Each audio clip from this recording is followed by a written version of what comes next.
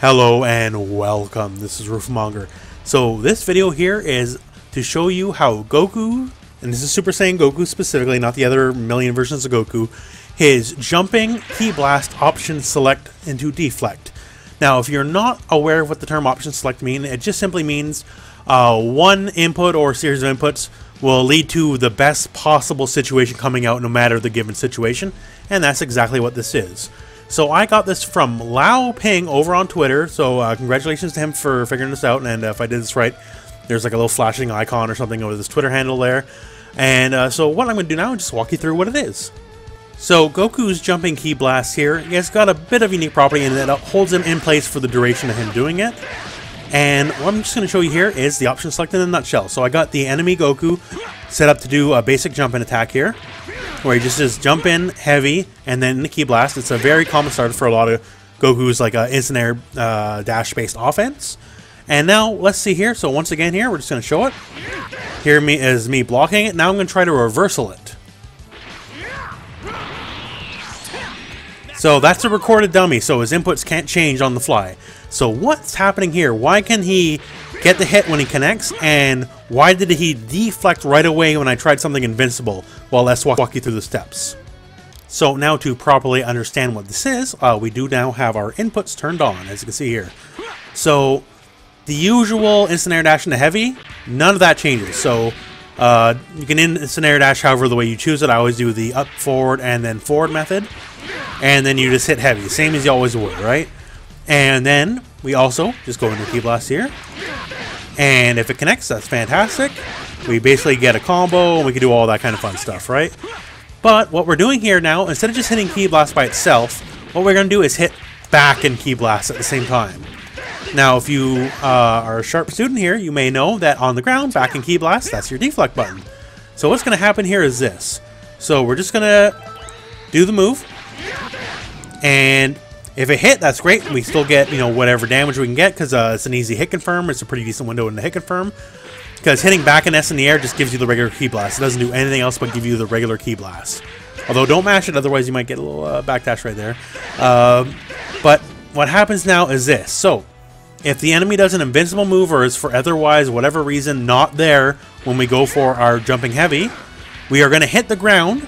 Because, once again, since the jumping ki blast keeps us in the air just a smidge, we are just going to directly fall to the ground instead of hovering in place for a very short amount of time. And then we're going to land. And since we hit back in ki blast, we're just going to deflect right away. So this is what lets you get past certain situations where an invincible move would be coming in your face. So I'm just going to show you now a couple examples here of this working as it stands.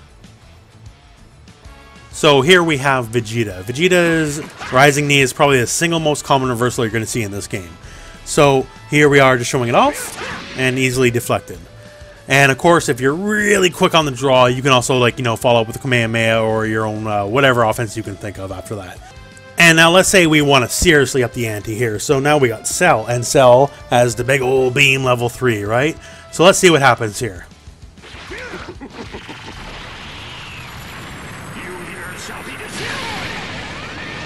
Oh, he deflected every hit of it. Okay, so that's kind of the essence of what's going on here.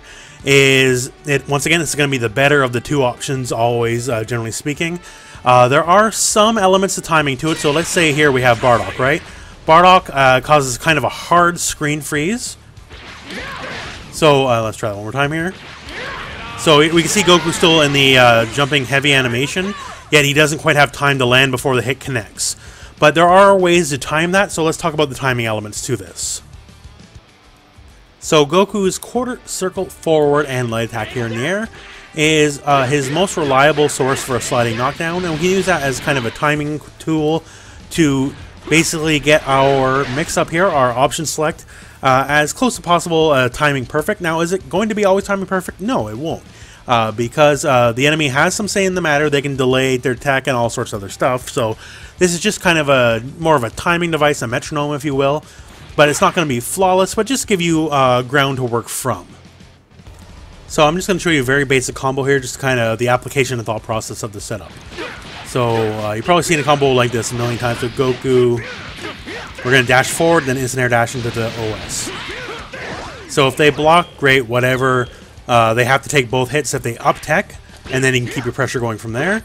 So now let's just say they back tech. So once again here, same combo.